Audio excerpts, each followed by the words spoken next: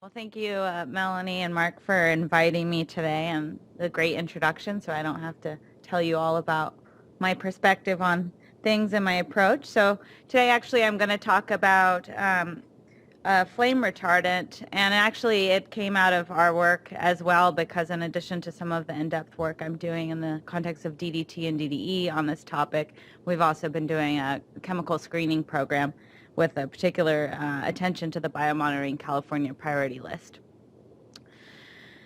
So I want to give you all a little bit of background on this topic. So diabetes is not terribly prevalent. It's about 9% in the U.S., but that's 29 million people. And the CDC estimates in the most recent report that this has direct annual medical costs of over 176 billion. And we know that this is a problem in part because diabetes is a major risk factor for cardiovascular disease, which is a leading cause of death worldwide, of course, and also causes other problems that aren't too pretty, such as blindness, renal failure, lower limb amputation.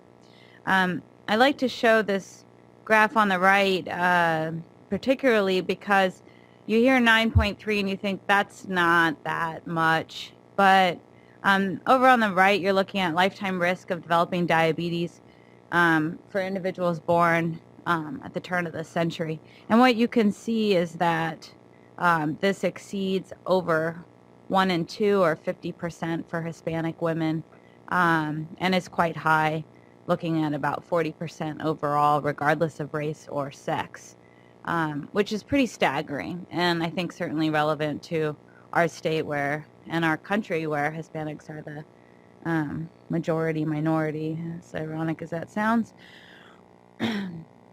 This is also a problem on a global level. So this is from this website called diabetesatlas.org, and this is just showing the global prevalence by country, and you can see that ours isn't the highest. There are a couple other places, including Mexico and Egypt and a few other spots where it's quite high. And so the WHO does project this to be the 7th leading cause of death in 2013, so it's trickling up.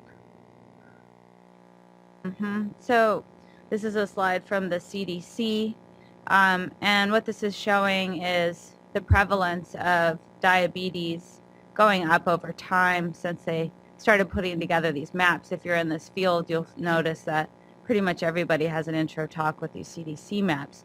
And what you can see is they look really the same in that bottom row as they do in the top. So the top row is obesity. And most people think that the rise in the prevalence of diabetes is associated with obesity. And the reason for that is because insulin resistance is a common cause of both obesity and type 2 diabetes.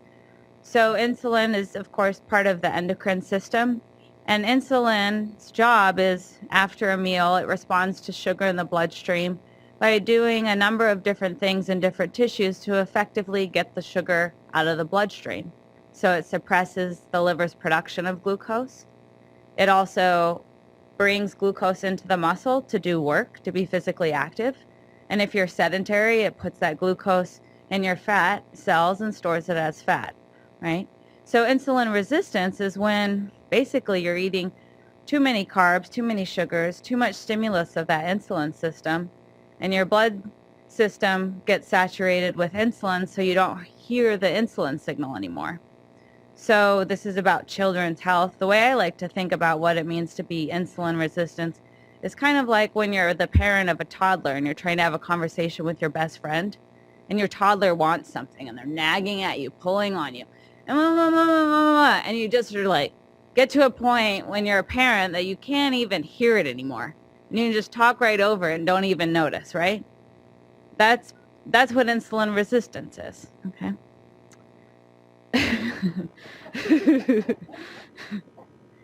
So I really like this graph from the CDC because I think it's a really powerful depiction of what that prevalence change really looks like. And so this is the number and percentage of our population diagnosed with diabetes since about 1960, which I'll point out that's when a lot of the persistent organic pollutants were in peak use in our country, right? And this is really nice tie-in to what Bruce was just talking about genes and the environment and the subtle interaction.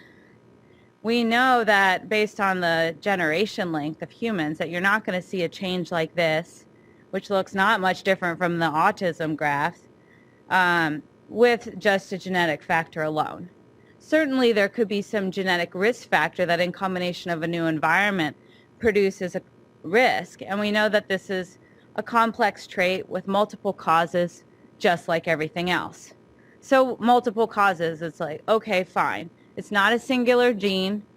Is it just a sedentary lifestyle? Is it just diet? Or could it be something further than that? So I think that this graph is basically pretty amazing. This came out in 2010, and what it represents is over 20,000 animals and over 20 different populations in 8 species. So some of these animals are domestic cats and dogs, veterinary clinic information. So what they did is they said, let's look at the percent weight change at midlife for each of those species, and let's look at the the odds of obesity in that same time course, so per decade. So the dogs and cats were getting fatter and bigger. So you could think, well, dogs and cats kind of look like their owners, right? Their owners are giving them table scraps. They're not going on as many walks. It's fine, right? It also includes primates from the control primates from the National Primate Labs. And you could think, well, they're primates in cages. They're surely depressed. You know, when you get depressed, sometimes you eat to make yourself feel better. So maybe these are just primates feeling bad and eating. So they also took the control rodents from labs like the National Toxicology Program, and they also have this positive association. And you can think, well, they don't have enrichment in their cages, so they don't get to have foraging in the same way and get that exercise. But they also found this in rural rats. So it really begs the question, what on earth is going on here? This is a p-value of 10 to the minus 7. So that's, you know, animals, do we really think there was a spontaneous gene mutation in all of them? What's the common factor? Is it the water? Is it in the air? Is it in the dust? So last year, this study came out that brought the same message home to the level of humans, which I think it's slightly complicated to understand, so I'll try to walk through it carefully. So I'll tell you what it says, and then I'll walk through the graphs with you. But this study found that people today who eat and exercise the exact same amount as people did 20 years ago are fatter. Okay? So they mined, I believe this was N. Haynes. They said, let's take the 25th and 75th percentile of calorie intake, which is the left side, and the 25th and 75th percentile of energy expenditure, calories burned in exercising, to the right. And then they looked over time at BMI. So the black is that 25th percentile, and the white is the 75th percentile. And you can see that comparing those two places, over time, BMI is higher.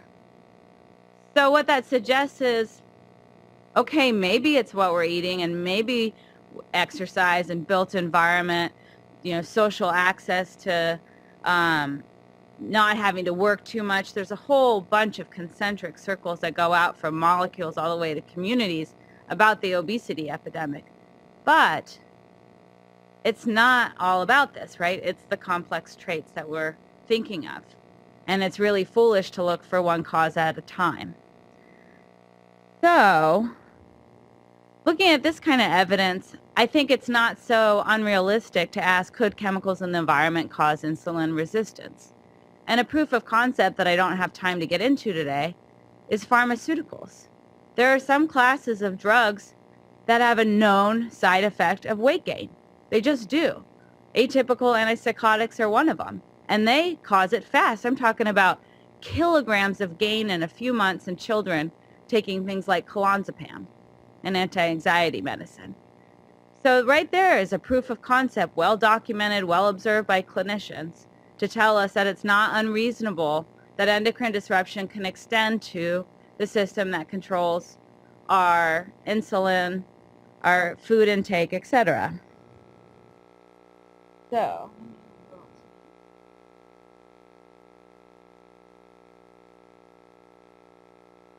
we started looking at next generation flame retardants in this context, partly because we're doing the screening program in collaboration with OEHA, and we talked to California Biomonitoring about what was on their list, and they were talking to us about their concern about the replacement flame retardants. And so, of course, flame retardants are used to treat a number of different types of materials, and these are the things that are commonly found in our homes and our offices. And we talked about polybrominated flame retardants in the previous presentation, and they have been banned for about 10 years, but they're persistent, so of course it's that story. But in reaction to that, we of course have replacement, and one of them is called Firemaster 550. And this happens to have this substance, triphenylphosphate. And I called it TPP here, but actually I was recently informed by Merrill EPA analytical lab collaborators who told me that there's actually an H, so it's TPhP, so you'll see that on the future slides. The lipophilic nature allows it to accumulate in adipose tissue. So for many years, of course, in toxicology, we thought, oh great, it's an adipose tissue. It's sequestered away. It's protecting us from toxicity. Like, for instance, toxicity to the brain. It's very good at that. However, if the target tissue of toxicity is the adipose tissue, you're not really in good shape, right? And so this idea of the hormone signaling related to adipose tissue, the inflammation related to adipose tissue can be modified. And also, getting back to kind of my original graduate student research, the breast is a bunch of epithelial tissue surrounded by a bunch of adipose tissue. And so a lot of these persistent organic pollutants and other lipophilic toxicants are very proximal to the breast, and we know that those adipose cells interact with the epithelial cells in complex ways in breast cancer. Okay, so one of the things that I also study is the interaction between early life exposure and obesity and how that jointly works to cause breast cancer. As an aside. So, oh good, it looks darker over there. So one of the things that got me interested about Firemaster 550 was this original data that came out a few years ago, led by Heather Pattisall, very fine researcher at NC State. And she exposed rats to 1 milligram a day from about mid-gestation until the end of weaning. And she found a number of metabolic problems. Okay, so basically she found an increased body weight, and you can see that down there at table 2 in bold with the stars next to it. And also increased fasting glucose and glucose during this GTT. So the GTT is over there on the right. And for those of you that aren't familiar with it, basically you fast an animal and you give it a bolus of sugar. So you wake up in the morning and you have breakfast. Normally, that should send a signal to bring out insulin to get that sugar out of the blood, right? And so what you have is this time course where you're saying, how long does it take me or the animal to clear that glucose out of the blood? So you just measure the blood glucose levels like you would exact same with a stick on a little meter, and you can see how well it clears.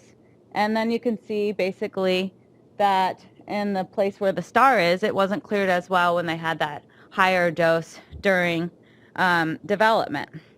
They also had a little bit of a increased cardiac hypertrophy and elevated thyroid hormone.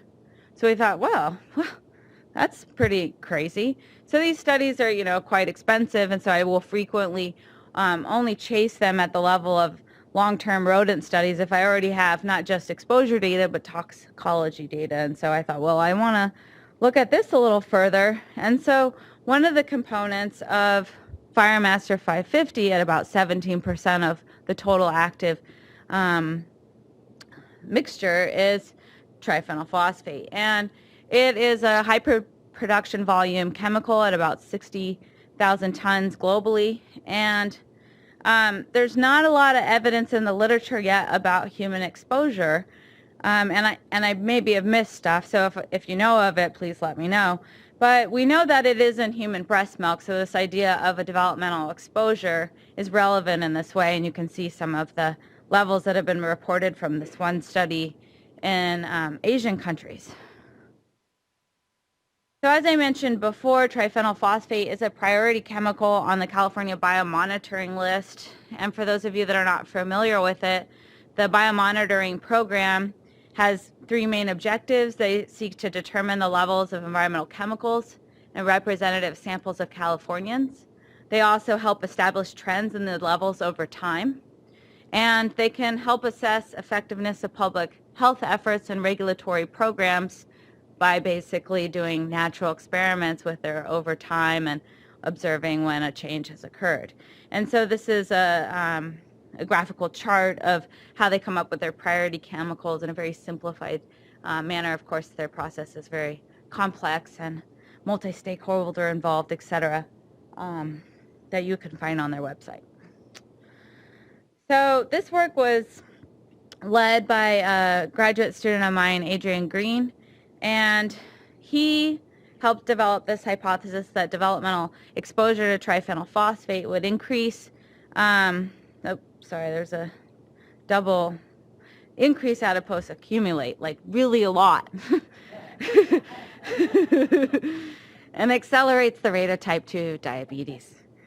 So what we did is basically two parallel studies. So when you do a developmental study and you expose a mom to something and want to look at offspring, all of the brothers and sisters are within an experimental unit. They're like technical replicates because the dose went to the mom. So kind of what that means is you only need to study one of them, but if you study more of them, that's better because you understand variability more, but it can be kind of wasteful to just look at them all for the exact same question. And so what we did is nested two studies, one study about obesity and another study about diabetes. And we designed them subtly in different ways to get at those questions in more rigorous ways than we would if we just did them together. And so basically what you're looking at here is the obesity study, and we're showing this first because we ended it at 3.5 months. And basically we acclimated our rats to the cookies that we gave them the triphenylphosphate or the vehicle on for a few days during gestation. And they really liked those and ate them quite quickly by the time it was time for dosing. And they either had triphenylphosphate or its vehicle ethanol from gestational 8 to postnatal day 21, just like that paper I showed earlier with the Firemaster 550 mixture. And we culled the litters to 8 pups at postnatal day 4, and we sacrificed the dam at weaning and 2 of the females so that we had the same litter sizes for each. And then we chronically monitored them for their weekly body weight, their non-fasting glucose, and their food measurements, and also looked, at biweekly temperature. Then a couple weeks before we sacrificed them, we did these insulin tolerance tests and glucose tolerance tests to check and see if we were seeing insulin resistance, since we know that that's a common relationship with obesity. And then we ended the study at 3.5 months. So the rationale for the dosing was basically we gave an oral dose of 170 micrograms per day on this little cookie. And that's the equivalent of the 17% of the mixture if we were dealing with the 1 mg per day. So basically asking the question, what if that previous paper, what if all those phenotypes they saw were just purely driven by triphenylphosphate? So what that is equivalent to is a total oral exposure of 21 mg per kg, which kind of sounds like a lot, but actually this is how we rationalized it. So it only requires 90 micrograms of TPhP and a gram of dust, given that the average adult ingests 28 mgs of dust per day, and over the course of pregnancy and breastfeeding, that would be about 17.5 grams of dust. That's quite a lot. And so that level of 90 is well below the maximum level of TPhP that's been reported in dust back in 2007, 2012, which is the last dates we saw environmental exposure data. We can see from these previous papers that there's clearly an increasing trend. This level is probably, looking at those averages, at about more on the scale of 10 to 100 times more than the average amount in dust. But I think given the time course trend is that it's increasing and this is a replacement substance, I think that gap against the average will become smaller. But this is clearly still in the range of what is being observed in human context. And consistent with that being in the range of human context, we didn't see any overt toxicity as assessed by gestation length, the litter size, the sex ratios, the weight of the pups at weaning, or the weight of the dam at weaning. And here at the bottom, we show the amount of its metabolite in the urine at weaning. And you can see that it's almost 3,000 nanograms per mil. So it's difficult because I actually haven't seen human data on urine yet, and I should probably check in with Biomonitoring about that. The previous data I showed was in breast milk, and it was normalized to lipids, and so it's a completely different comparison.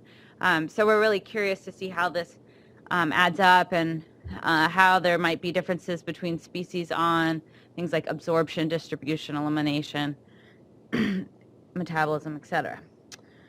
So that's an action item for you all. So here we have the finding that led to part of the title, which is that the developmental exposure to triphenyl phosphate led to increased body mass. And you can see that increase really beginning at about 9 weeks of age in both males and females, a little bit stronger in the females, but also clearly present in the males as well. So as soon as I see a change in body mass, I start thinking about thermodynamics. And basically what we're talking about then is the imbalance in the energy equation. So more energy intake compared to energy expenditure. And when we think of energy intake, we think about calories. That's pretty easy. And energy expenditure, well, we always think about it in terms of physical activity, but actually that's generally only 10 to 30% of your energy expenditure as a mammal. The other bit is 60 to 80% is your resting metabolic rate, or homeothermy. And that thermy is there because it has to do with burning calories, right? This concept of burning heat, where mammals, we don't sit on rocks to get warm, right? So all of that metabolism that keeps us warm. And then another 10% is what they call adaptive thermogenesis. And this really has to do with thermogenesis that happens when you're cold or when you just ate. And the one that is with just eating is a little bit weird and kind of hard to get into. But the cold one's kind of fun because over the last year or two, people have shown that, well, in fact, if you just turn down your thermostat a little bit and don't put on a sweater, you can actually rev up your capacity to make heat and burn calories. So if you don't have time to exercise because you have a big deadline, just get a little chilly. That's my take-home message for public health prevention. There's something you can do today. Okay? So we looked at food intake and we looked at body temperature. And what we found is that there wasn't really any change in body temperature at all. But we did see that the female rats had an increase in food intake. So that was probably suggestive that this might be happening through a food, wanting to eat more.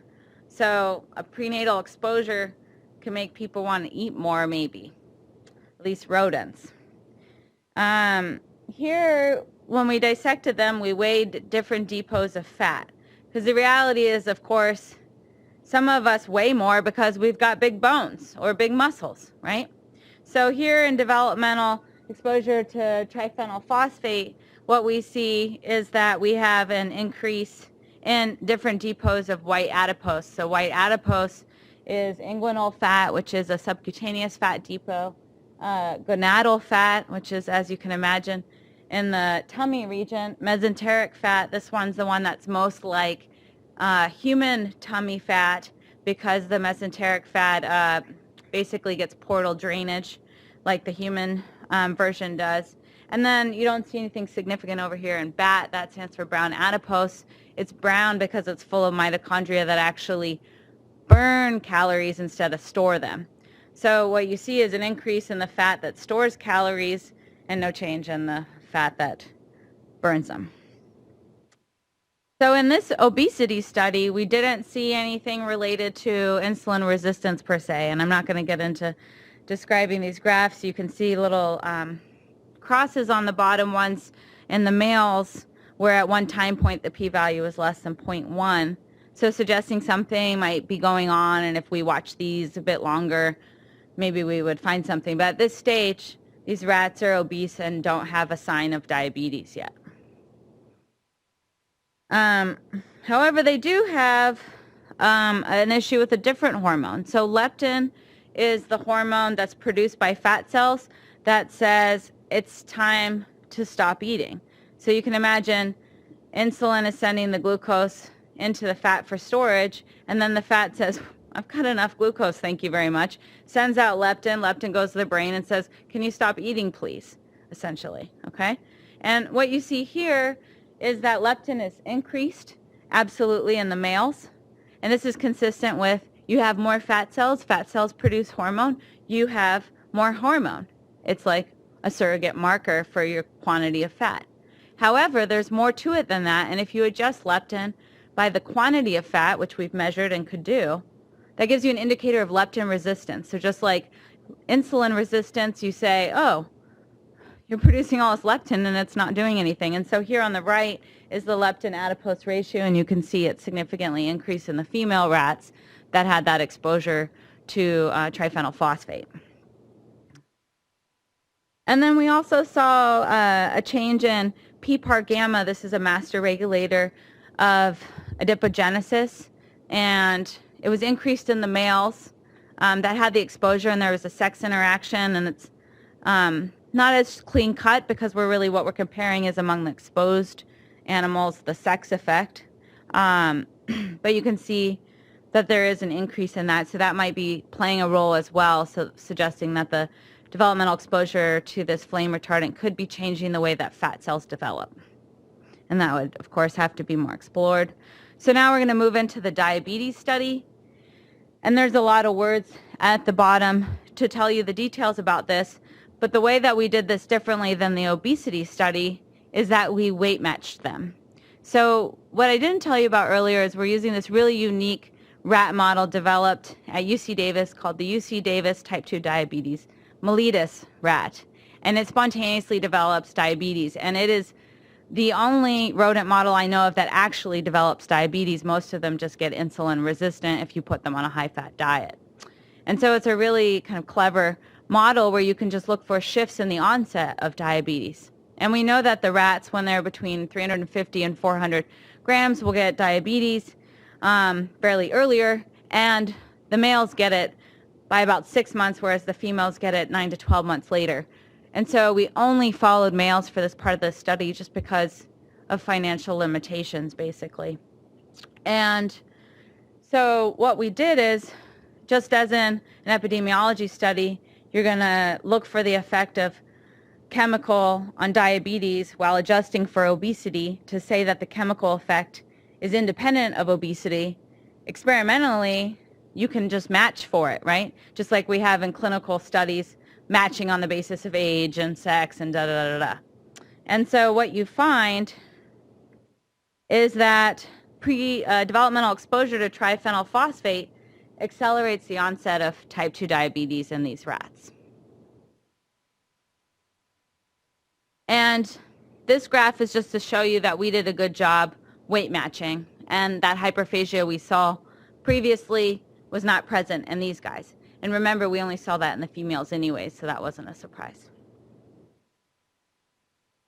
We also saw elevations in fatty acids. So one of insulin's actions, insulin's a really complex hormone, is to suppress lipolysis. So that means you should not have fatty acids if insulin's doing its job. And what you can see is we had an increase in total saturated fatty acids, which are the really bad ones, as far as cardiovascular disease associated with insulin resistance and these types of things. So in conclusion, I've shown you that developmental exposure to triphenyl phosphate leads to obesity through increases in body weight and in body fat. It seems to be related both to leptin resistance and perhaps this elevated Pparg gamma. That developmental exposure to triphenyl phosphate also accelerates the onset of type 2 diabetes mellitus, and this was independent of that obesogen effect. And it also showed that elevated fatty acids were consistent with that insulin resistance. And so these evidence together suggests that triphenyl phosphate exposure during development can act as a diabesogen. The great needs, I think, still are this ADME comparative modeling to get a sense of how does that urine level really relate to humans, and how relevant is it, even though we did this back of the envelope calculation of the relevance to human exposure. Also the effect of adult exposure on obesity and type 2 diabetes, and the effect of the developmental exposure on type 2 diabetes in the females, because remember, it took a lot longer, so we just didn't even look at it. So, as a parting slide, I just want to point out this idea of the developmental origins of insulin resistance. And this is a graph of all of the kind of tissues that are insulin targets and how they are right there in the blastocyst in every single layer. And they are continuing to develop postnatally. As we know, the brain develops basically till you're out of college. So with that, I would like to just acknowledge UIHA for funding some of this work. It came out of our environmental screen. At the University of California, Davis, Adrian Green did his honors or his master's thesis with us. Ed Gonzalez, who's sitting in the back, was an undergrad who did a lot of research with him as well. And then our colleagues in Department of Nutrition developed the rat model.